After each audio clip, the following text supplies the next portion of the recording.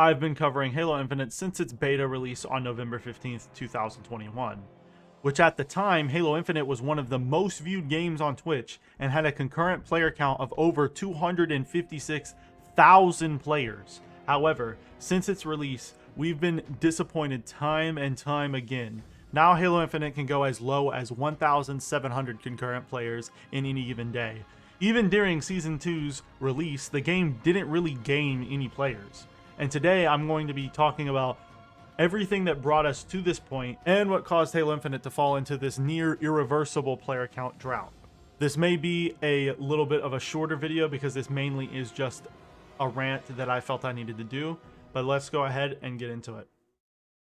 Halo Infinite was a game that was heavily praised by the Halo community when it was first released, especially from Halo's esports community. The game in beta had amazing potential. It had amazing movement mechanics that managed to appeal to people who liked the classic Halos, while also appealing to the people who enjoyed their previous title, Halo 5, which had advanced movement and a way more modern movement system. And Halo Infinite managed to do all of that while still feeling like a classic Halo game, and the game was supposed to be a live service, which meant constant updates with a constant flow of content. So that left people excited to see what Halo Infinite was going to bring to the table on the multiplayer launch. However, it became very clear how this was going to go. Before the multiplayer launch, it was revealed that there wouldn't be any content added to the game during the full release. The only thing we would be getting was a new battle pass, which was just skins from a previous game. So needless to say, the community was severely disappointed, including myself, and as a result, nearly 50% of the players quit in the month of December, which is an insane number of players to lose that quickly. That is somewhere close to 125,000 players. Especially for a AAA title of this scale, this should never happen. As someone whose first game was the original Halo, it is extremely disappointing to see 343 ruin such an amazing start to what could have been the biggest Halo game ever. They already ruined Halo 5 by doing this exact same thing with content. 343 promised they learned their lesson from Halo 5 and wouldn't let history repeat itself, but clearly that was a lie. But hey, at least we had the Halo Infinite campaign releasing soon, right? Well, that would also fall flat. Eventually, 343 would announce that the single player would be releasing on time. However, co-op campaign and Forge would be delayed a whole 3 months until Season 2. And that was just what they told us. Turns out, it wouldn't be releasing at the same time as the rest of Season 2. Co-op was delayed until later in Season 2. And we have still yet to get the official release. I made a video about the co-op campaign getting delayed a couple months ago, and you can go check it out if you'd want to. But anyways, I haven't even mentioned Forge, which the only real proof we have of it even existing is from leaks.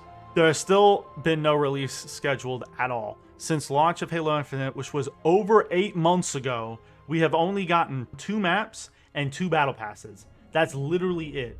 I wish I was joking, but sadly I'm far from joking. 343 is really starting to piss me off. This game had so much potential with such an explosion of a launch. If they actually took advantage of it and were ready, we'd have a much different story to tell today. Even though I'm a big fan of Halo, I haven't played Halo with the exception of getting footage for this video in probably 2 months, which goes to show how bad this whole situation is.